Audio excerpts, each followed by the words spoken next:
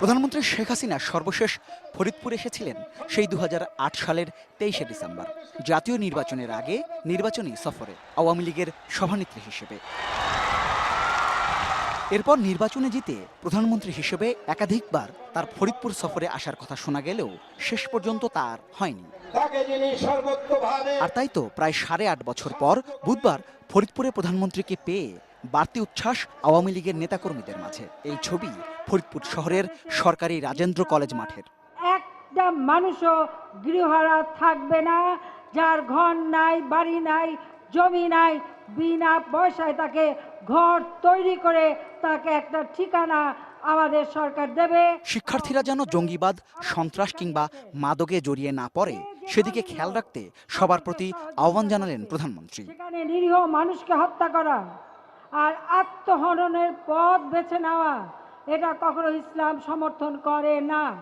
কাজে আমি মসজিদের ইমাম সাহেবদের অনুরোধ করব, ইসলাম ধর্মকে কলুষিত করছে, ইসলাম ধর্মকে হেয় করছে। আজকে বিশ্বব্যাপী মুসলমানদের মান সম্মান তারা নষ্ট করে দিচ্ছে। কাজে এর পথ যাতে তারা পরিহার করে। প্রধানমন্ত্রীর কাছে ফরিদপুরবাসীর অন্যতম দাবি ছিল ফরিদপুরকে বিভাগ ঘোষণা দেবার। তবে প্রধানমন্ত্রী ঠিক ঘোষণা নয়, বললেন এমন পরিকল্পনা তাদের রয়েছে। ঢাকা বিভাগ ভেঙে আমরা নতুন আরেকটা বিভাগ, যেটা ফরিদপুর, মাদারীপুর, রাজবাড়ী, শরীয়তপুর, গোপালগঞ্জ সব মিলে আরেকটি বিভাগ আমরা করব।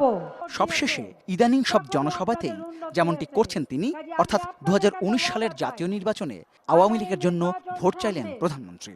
2019 সালে নির্বাচন হবে, সেই নির্বাচনে নৌকা মার্কায় ভোট দিয়ে আমরা যাতে আমাদের উন্নয়নের কাজ অব্যাহত রাখতে পারি, তার জন্য আপনাদের কাছে নৌকায় ভোট চাই।